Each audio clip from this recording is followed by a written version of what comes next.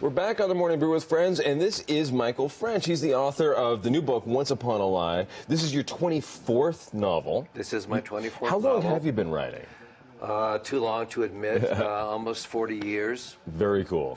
Started back in the late 70s. And was it your first book right out of the gate was a bestseller? The second book. Second book. Second book. And what was that? And that was a book called Abingdon's, okay. Published by Doubleday. It was about Bloomingdale's department store, which at that time was the East Side mecca of if you're cool and where you shop and how meet you your meet friends people and have lunch. So the book was basically an expose of all facets of that store, what makes it tick, what made it popular, what went on behind the scenes, and there was a suspense story along with that. Very cool. So when we say bestseller, I mean, this was a book that got attention in the New York Times. This was a book that really launched your writing career, right? It was reviewed in the New York Times, along with another book that I wrote a week later, a young adult book called The Throwing Season. What was that like then? Because that was when book reviewers and that kind of attention really had some power. It was a different climate, publishing climate. I think in New York alone, in the late 70s, there must have been 25 major publishers.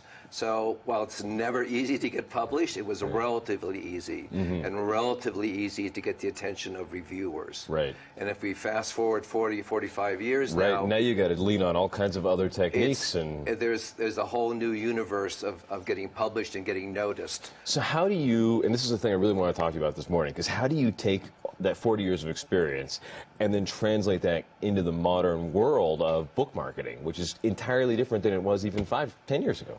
Right. So you have now, instead of 25 publishers in New York, you have 3 or 4 and maybe 5 or 6 in the whole world. And their lists are very tight, and they only want to publish established, best-selling, consistently best-selling authors. They only want the hits. They only want the hits. It's a business, and they want to make money.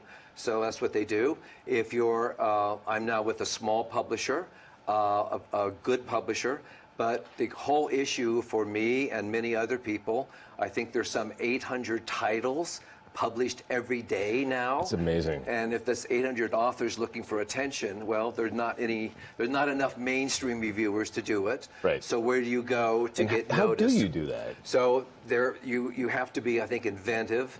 The blog has been very good in responding to the need for authors to have reviews, honest reviews, not necessarily good reviews. They can be savage reviews, but at least someone will read your book who is intelligent, who may be a writer themselves or a former critic. Who can say something about it. Say something about it. And then you try to post those reviews either on your Amazon page, or you may have a blog, or the device that I use we're going to talk about in a minute. Well, I love this because it is Facebook.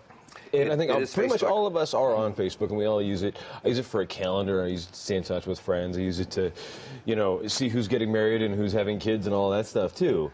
But I think you're turning it on its head and using it. A couple of the main characters from Once Upon a Lie, you've created online profiles for them. So the book was done, and I finished the book, and I felt kind of sad that the 2 main characters, their lives were going to end. And this is one of the main characters. This is Jaleel's Facebook page. This is Jaleel. Jaleel and Alexandra are the 2 main characters. So 8 months ago, we started creating posts for them as if they were real people.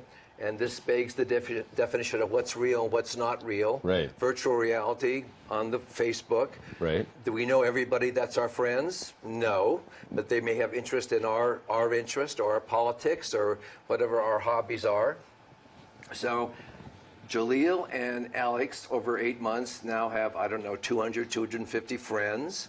And because they're interested, as the novel will show, they're interested in politics, they're interested in American history, they've had their own struggles. So I'm interested in this from kind of a different perspective, too, because you wrote these characters, and now for 8 months you kind of had to inhabit them in in the Facebook world, digital space. So have you had to really, more than even you did when you were writing the novel, connect and feel what they're feeling? I noticed that, the posts seem to be, they're topical, so you have to think about what Jaleel is thinking when news breaks. Of course. So you try to create a real person because as an author, you believe that they're real. You have to. Everybody grows up with a favorite character, whether it's Harry Potter, or it's Holden Caulfield, or it's Huckleberry Finn. Luke Skywalker. Luke Skywalker. They become a part of who you are, and you think of them as real. Right. They're just as real as any of us on Facebook. Right. So when you put their posts up, they have normal feelings about politics or their pet or what they do on weekends, but there are also segments of the book that leak into their post. So they give clues. And there are a lot of questions in the book that are unresolved. So the Facebook pages, the posts become a gloss, if you will, of the book. It talks about the character, what has happened, and what he thinks about events that aren't in the book, but you get a fuller understanding. And the most important thing, now I'm going to go and sort of sequelize this book on Facebook, on Twitter, by bringing the action forward. Because when you leave for a second edition of this, or well, in a sense, we're saying you don't have to write a sequel in a hardbound book again. Right. Maybe you can write a sequel on digital platforms such in 140 as Facebook. characters. And well, that would be just a tweet. You can do I think 5,000 characters on Facebook. But Facebook now is doing more videos. Right. I see the future as you can put characters and video and tell your story, which formerly was a novel. Now you tell it on Facebook. So how do you monetize that?